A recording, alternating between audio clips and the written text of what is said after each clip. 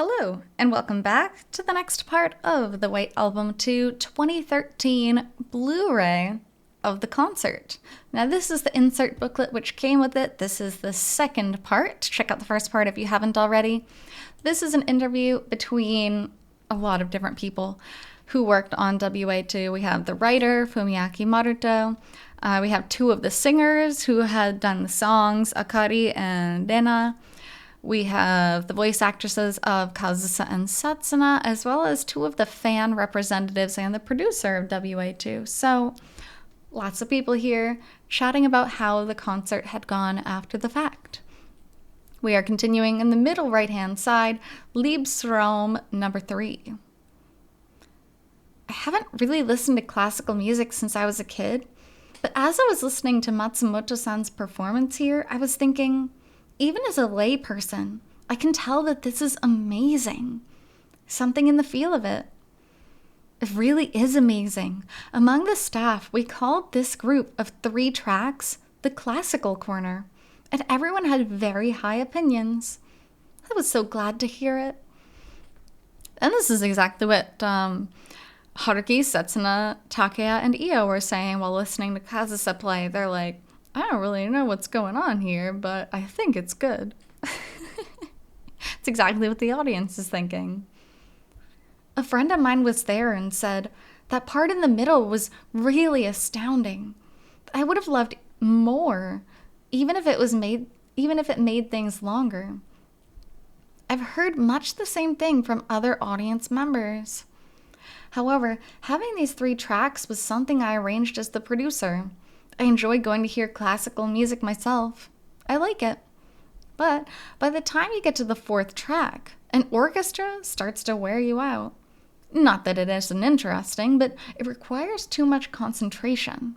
And so at the 4th piece, you're getting tired or sleepy. You can seriously end up listening to too much of it. Wow. That's an interesting thought, too. Because people who like classical music will go, and, classical music concerts can tend to be really long, like a couple hours. But for the average person trying to listen to a classical concert, I could see where, you might get sleepy.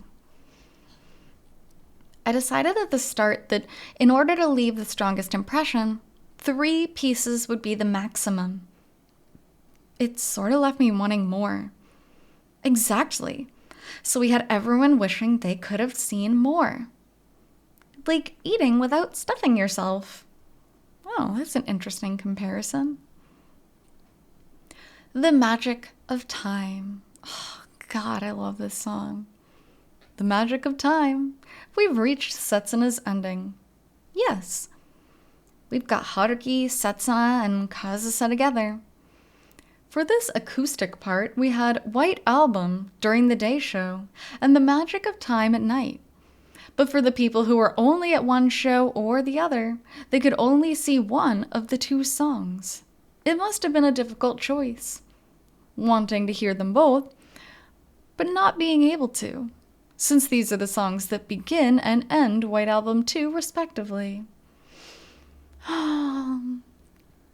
An interesting decision to have a couple things different like that, daytime, nighttime. From a marketing standpoint, it's a very good idea because you make people want to see both concerts. But an interesting point, because tickets were hard to get a hold of in the first place. So people who were only able to get ticket for one show are going to be a little disappointed. There were a lot of people who saw both shows, so I'm sure they were able to enjoy both. I was in the SS seats for both shows, so I just got more and more emotional.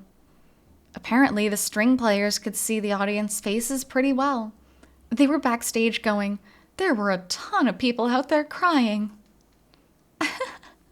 That would have been me. I cry even when I'm not at a live show listening to that song. I guess when you're a pro musician, you can easily perform and observe at the same time.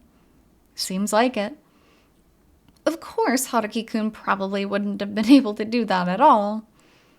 It's incredible. Well, they're playing these instruments where you have no idea how the sound is coming out. Well, their instruments are like extensions of their own bodies for them. All right, What did you think, Kazusa-san? What? Sorry, I was only at the daytime show, and this was my first time seeing this song, so I was staring at it, focusing on it. Suddenly being addressed just startled me. Oh, she was excited. She wanted to see the song. And who wouldn't, really? What they're doing here is extremely valuable. Nena-chan, Tsuda-chan, did you know there would be strings? I'd heard about it, but this was my first time. I was nervous at our first rehearsal. But hearing them come in after the interlude felt very nice. The breadth of their sound was completely different. I was really impressed. Like, wow, here's another new experience I get to have. Oh, if you can live your life having this feeling, here's a new experience, what a beautiful thing to say. What a beautiful thing to keep in mind as you live your life. This was also my first show with strings included. Without them, we wouldn't have been able to perform the 13 versions, so I feel like it would have been a very different show. At this point, the 13 versions of After All and Twinkle Snow hadn't shown up in the anime yet. They'd found their way out anyway, though. Leaks. When Kamikawa-san came to see me the day after the show was over, she went, "Hey, there was something different about that, wasn't there?" Like, why did they change? What did they change? Every White Album 2 CD is the same thing. Like, oh, okay, here are the same songs again. What did they change this time? It is beautiful, though. White Album. The song that started it all. All the way from 1. The colors of the glow sticks seem to be fairly well controlled from song to song. There's a lot of white for this one. The ones that were sold as merch were white, right? Yes, they were. And it's fitting. It's White Album. Of course they're going to be white glow sticks. They were super colorful for songs like Sound of Destiny, but once it came to White Album, everyone went white.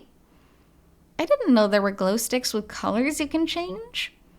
By the way, you had a pink one, right, Nabatame-san? Were you there? I was there before it started, and I waved. You were looking back like you weren't sure, but I waved just in case, and you waved back, so I went, okay, good, he noticed. You were on the 3rd level. Wasn't that up pretty high? It was. I felt like everyone was super far away. Up until then, I'd been watching up close in a little box, so I felt like the box had suddenly gotten bigger and I'd moved away. But at the same time, I was like, wow, this is seriously impressive. They've come so far. Like seeing your child all grown up. Ah, look at all these people around. Yone baby. Yone baby. Ryoko Ono, Akina Oiso, which is Setsuna's mom, was watching with me, and she seemed very proud too, somehow. Mom. Oh, Mom. So sweet, so cute. I love that so much for them. There was another concert that they did where they did like mother-daughter songs, where Ryoko Ono performed with Yonezawa-san. Dude, beautiful, so cute. Like Love. I have quite a bit to say about Like Love. It's a song from the ending of To You, My Sworn Enemy from the PS3 edition. And since the story involves Setsuna and Kazusa clashing and then reconciling, when Shimokawa-san was trying to figure out what to do with it, I suggested that we make it a duet. I wanted Setsuna and Kazusa to sing together. In other words, I wanted to consider having Yonezawa-san and Nabatame-san both sing. Even with the lyrics, the idea was for the first verse to be Setsuna, the second to be Kazusa. The finished song has a lot of ambiguities, but ultimately, Setsuna is singing most of it. Love the backstory behind the lyrics. Right? A lot of ideas came up as the two of us were discussing it, and after a lot of meandering around, this is the shape it landed in. Ultimately, a bright ending. just second to the magic of time. We decided to run with the idea of a rival ending, or a beloved rival's ending. It does make you wonder where Haruki-kun went. Haruki-kun isn't in the picture.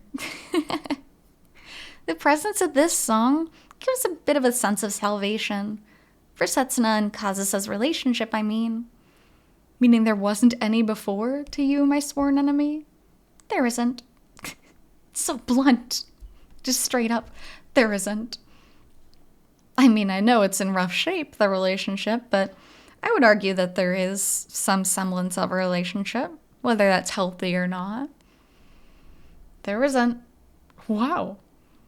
That story was a major relief. I went, oh, thank goodness. Yeah. Actually, while that was being written, I wound up with the opposite feeling, like, oh, there's no way they would give that back so easily. Really? I don't think we'd get to finish the cheating ending with, and the two of them lived reasonably happy lives. Oh, well, ugh. Telling him that she didn't like an ending. That's so funny. I was thinking, well, all right. They could get on okay even if they fight over some little thing or another here and there. But that didn't end up happening because realistically, in the course of those little things, worse things kept popping up. He'd end up falling into depression again with Setsuna. Oh, well, it is that way, yes. Because that's the thing. Nothing really got resolved. It's like you tried to go for your heart, but you did it in the wrong way. It broke apart your soul, and then you got back with Setsuna. It didn't feel resolved. I agree. Twinkle Snow 13. Now we're entering the climax of IC. And what a lineup. You could say the climax of the anime, too. Give us a second season. White Album 2 deserves a second season. Twinkle Snow, after all, on saying goodbye, closing. It was so much. No salvation to be found here. Considering After All is what comes after this one. Twinkle Snow. I've really listened to this song a million times, so I assumed I wouldn't cry all that much, but I was sobbing. During the day show too, and Ryoko Ono, who was sitting beside me, actually went, "Are you okay?" Listen, this would literally be me too. Just bawling in the audience. Oh, God.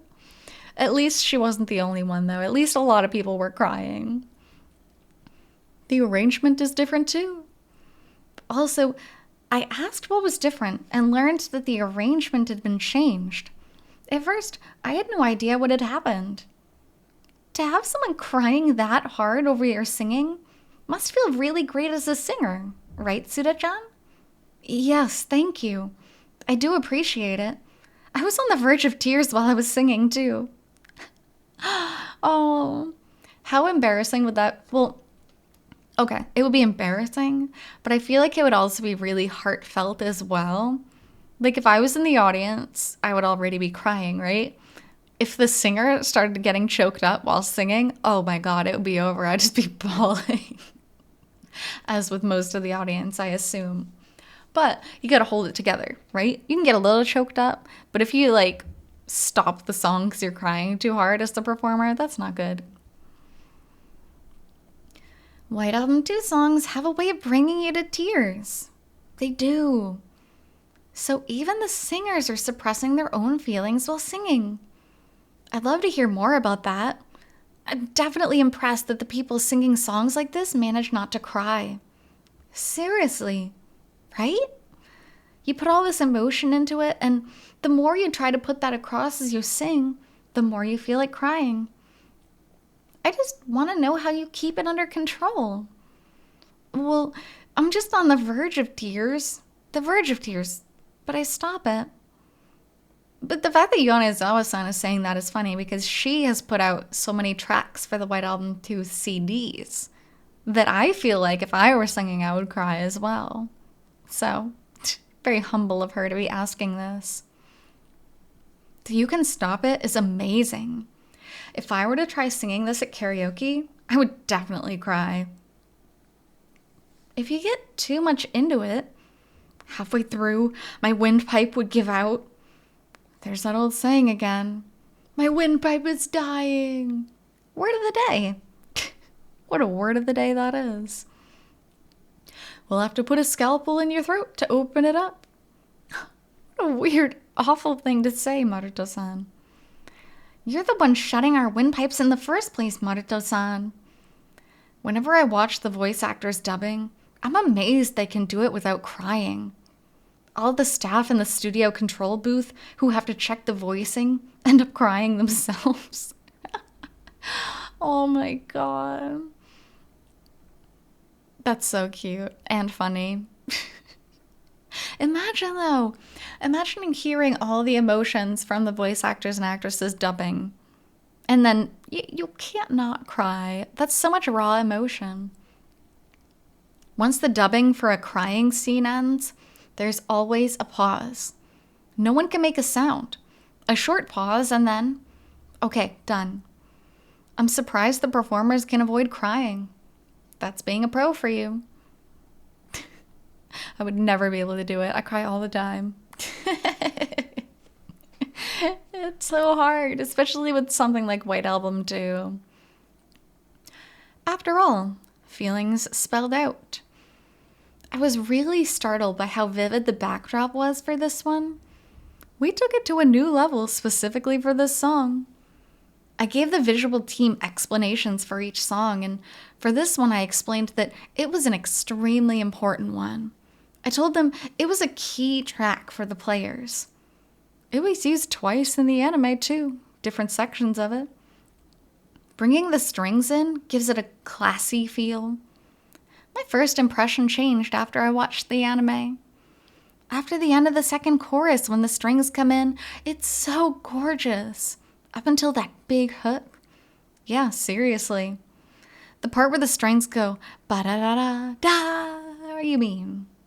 Yeah, exactly. I love the interlude too. That's the part where Haruki takes off running. Oh god. No. So I feel too, like, oh god, don't talk about it, I'll cry again. He does a lot of running in quite a variety of ways in the anime, sending those persistent messages and everything.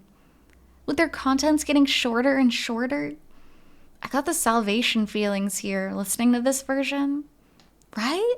Something sounded almost bright about it.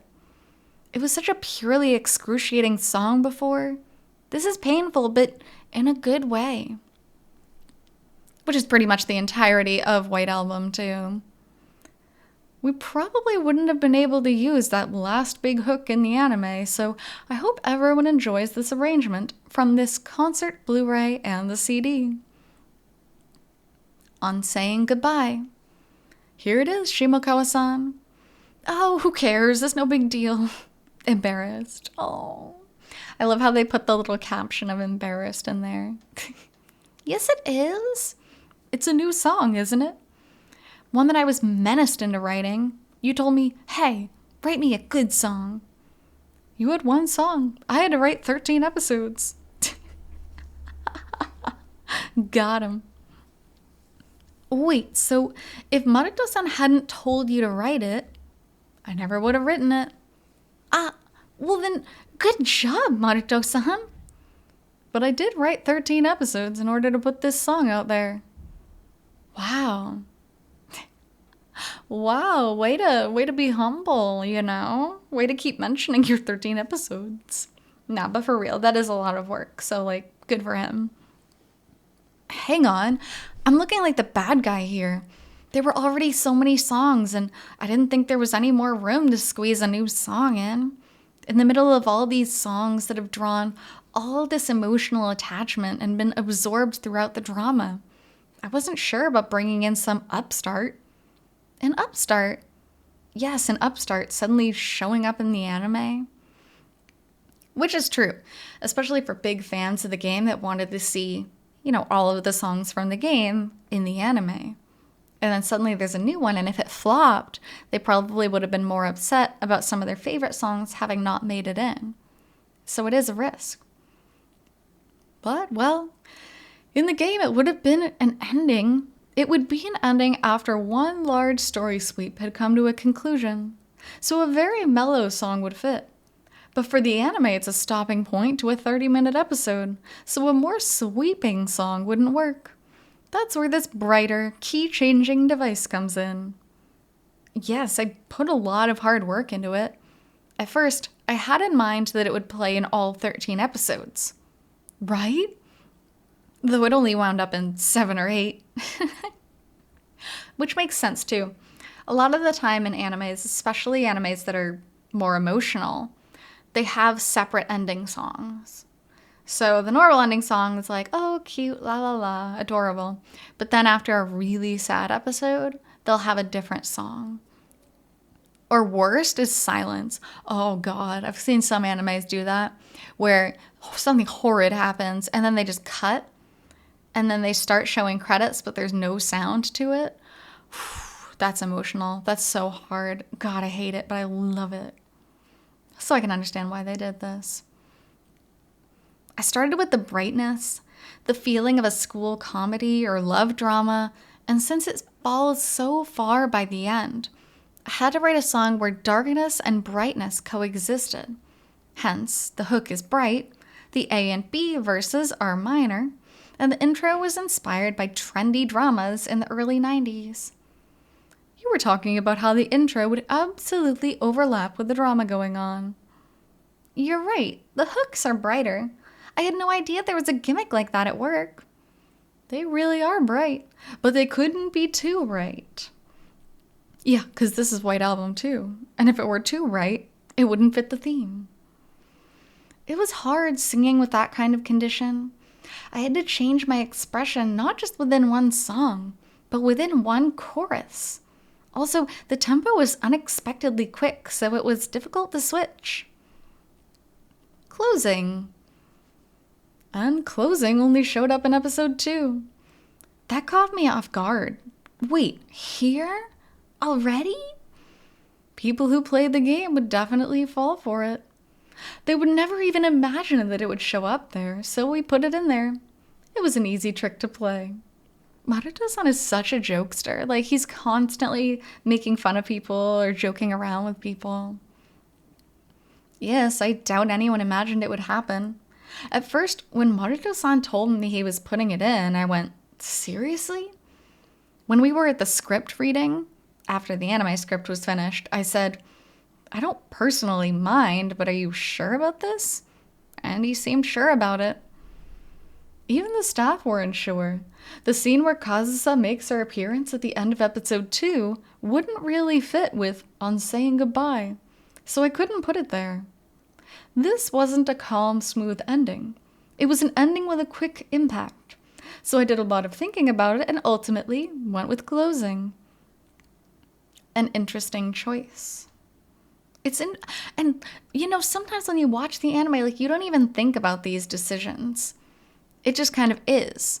But then when you read these behind the scene stories, you're like, wow, every little thing, there's been thought put into it. And that is so cool. All of that said, neither the opening theme nor the ending theme actually shows up more than a few times. There were so many scenes where they didn't fit. I wanted to hide the title up until the very last minute, so in the advertisements for a Love Out of Reach 13 single, I only alluded to it with plus more. A track list would have given it away instantly, and even writing the number of tracks would have made people suspicious. I had to be very careful with the timing for these ads. Yes, we were careful with a lot of things. Again, so much thought put into something that I wouldn't have even considered. Powder Snow. Yonezawa-san, did you struggle with this concert at all? Powder Snow in particular was practically an a cappella, just the one guitar. Was that difficult? Actually, it was easier to sing that way. then maybe you're more comfortable with setting the pace yourself rather than matching a bunch of other people. Maybe. I don't really understand why it is. Because there's less noise? Maybe I like this format. The one guitar, maybe with a piano too, and that's all. I like it a lot. Of course, I like singing with a band too, but you've got nerve. Nerve? You can't use any tricks that way. Having just the guitar accompanying you is like the concert in CC. Were you Setsuna-chan up on that stage? Good question. Were you a Snow White angel? That's so funny. Just her and the guitar. Oh, that's really fitting. That is so beautiful. I take in the lyrics and sing them with Setsuna's feelings in mind, but I'm not Setsuna myself. I guess I could say I do my best to express Setsuna's feelings as well as possible. You're the expressor. I've never sung in a large concert hall with a full band like this, so she's sort of my senior in that regard. If it came to me, I think I'd be super nervous. But Yone-chan was able to bring this ephemeral world in, even during rehearsals. What a nice compliment. They're so kind to one another. It was an aura she put off, showing that she really did have nerve. I was nervous, though. I couldn't tell that you were nervous at all. Yeah. Love Out of Reach, 13. Another not anticlimactic, climatic moment. Lots of different glow stick colors at the end. Maybe all the ones that were left were broken? Yeah, right. I hope not. At the end, we were waving our sticks to thank them for such a fantastic show. There really was a ton of energy there. Yes, it's not really the kind of song that normally gets you psyched up and going, yeah, woo! But it was the kind of energy that's like, this is it? Everyone in the audience sang along with this one in Osaka, right? We definitely went, come on and sing. Honestly, it's Osaka. They probably sang along because it was a room full of Osakans. That's cute. Because in Osaka, people typically tend to be more funny, more eccentric, more outgoing, so... Changing the pronouns to fit themselves. Boku, watashi, ore. People in Osaka are all extremely self-assertive. After finishing the video, Kamikawa-san and Miyake-san, you were out talking with audience members in the lobby, right? Yes, we were. How did it feel interacting with the audience? Since I'm such a big fan myself, I didn't really have a sense or feeling like they were just the audience. I was there to see my friends or my kindred spirits like everyone else. There were even some people whose names I knew from Twitter. I signed one of the audience autograph collections that fans were putting together in the lobby. When I was signing, I was like, what's Marietti doing here? It was hilarious. Oh my God, doing autographs in the lobby. So lucky. So amazing. We're all steadily becoming connected through White Album 2. Now I've been brought into it myself. I want a concert with BGM included next. The BGM was fun. Of course, with BGM, I'd end up a sobbing mess. Whatever played, just tears and more tears. Yep, because you'll remember the scenes that BGM was part of. What was it like singing in a concert hall? Was it really different from a live music venue? I've sung in a lot of music venues. Well, this was my first time in a concert hall, and the staff were telling me before it started that there was a huge sense of isolation. When I stepped into the hall for rehearsal on the day of the concert, the 3 levels really did make it seem far away. And there was certainly an isolated feeling, but a concert hall lets you have snowflakes or video footage as a backdrop, which was amazing. I will say I was even more nervous than in a live music venue. And interesting that that's the way it works too, because you are kind of farther away from the audience and you can't see them and you can only see the glow sticks, so you don't get that same feedback. You can't see the audience face at all. There's that pressure, the understanding that everyone is there fully expecting something astounding, which meant we had to make ourselves capable of fulfilling that. And that's where the nervousness came from. Is it easier when you can see the audience's faces then? Yes. Seeing them smiling puts me at ease, like, good. They're enjoying it. Yes, and I think any performer of anything would say the same. Though I'm not sure how many smiles there would have been there. If anything, I feel like there must have been a lot more gloomy faces. A lot of just people crying, although that's a good thing. The women in particular always had big grins on their faces, and I was really happy about that. Yeah, it was my first time in a concert hall too, and I was anxious about it. But I was surprised to find that it was just as easy to sing as in a usual show. There was that question of, how was everyone listening to this? Since I couldn't see their faces, but having heard everyone's comments, I could tell that they thought it was great, which is a relief. How about you, Yonezawa-san? Have you ever done any talking in a concert hall before? Outside of singing? There are events and things. Then was there anxiety over doing both, singing and talking? Maybe it was the length of time I was on stage. At events, there are a lot of other performers. There were mainly just the three of you this time, and during the pre-show huddle, you were giving some rallying calls, eh, Captain? Rallying calls, that's so fitting for someone who voices Setsuna, kind of pumping everybody up. Because I was told to. But whether I'm in a live music venue or a big hall like this, I sing with the same level of enthusiasm. A hall has a large area of movability, which gives a sense of freedom and openness and the awareness that I can use the stage as I like.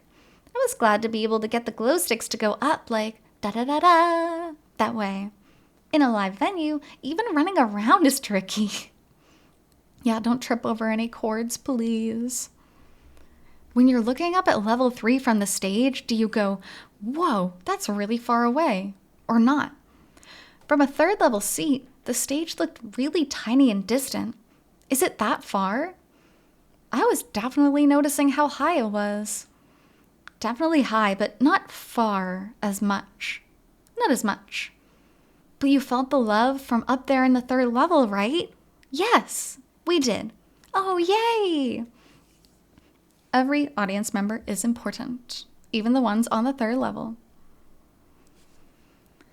There was so much preparation to do leading up to it, so much nervousness, and it was difficult. But now that I've done it, I'm glad. It was fun, and I think I'd actually like to do it again. Actually, as if that wasn't an obvious. Definitely. I'm hoping that this wasn't the last time, and we'll find some other opportunity to do it again. Which, spoiler alert, they absolutely did. Next time, we can have Nabatame-san sing Love Out of Reach with us. Yes, yes! Pull it in again. The audience would be so shocked. With happiness, with happiness.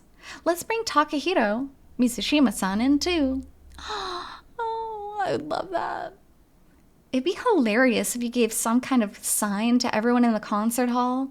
And then when Takahiro-san came on, they started booing. No. Oh my god. What Setsuna says in episode 7 about performing live is super nerve-wracking, but once you've done it once, you'll never be able to stop. Did you feel that for real? Did it feel amazing? More than feeling good, I would say it made me think about a lot more than I expected. With that last Love Out of Reach 13 that the three of us all sang, I feel like I could forget everything else. Yes, exactly. Honestly, that was the only place where I could put across all my feelings of enjoyment and gratitude. Up until that, there were a lot of thoughts going through my head. Then, would you say that moment when Love Out of Reach 13 ended, the band members played their last notes and the audience members all roared, was the most fun moment? All the anxiety and nervousness vanished, just leaving pure enjoyment. It was like, finally, everything is out there. Aww. Such good people.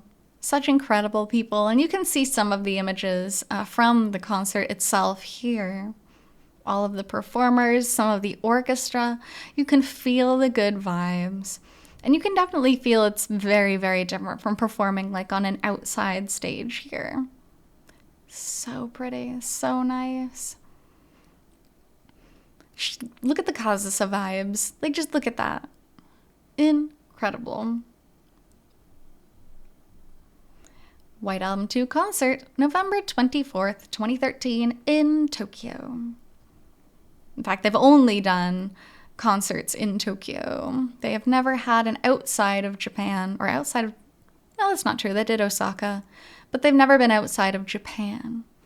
So here were the track listings, the staff credits, and all of the other credits. You could take a look at that if you like. And then just a few more images from the show itself. Look at Yonezawa-san. Look at the all-white dress. So beautiful. The three of them. Oh. White Album 2 concert, November 24th, 2013. And then the disc itself, White Album 2 concert, it had that blue snowflake once again. And then the second disc, because there was a lot of extra content, especially with the special edition, which this is the special CD version. And the back cover with the blue snowflake once again. White Album 2 concert. Love getting the behind the scenes here. Thank you so much for joining me on it. You get to know the performers a little bit better, and also know their thoughts on the live performances given by and for White Album 2. So, thanks so much for joining me with this one today, and I will be back with reading more White Album 2 content in the future. Until then, hope you take care. See you.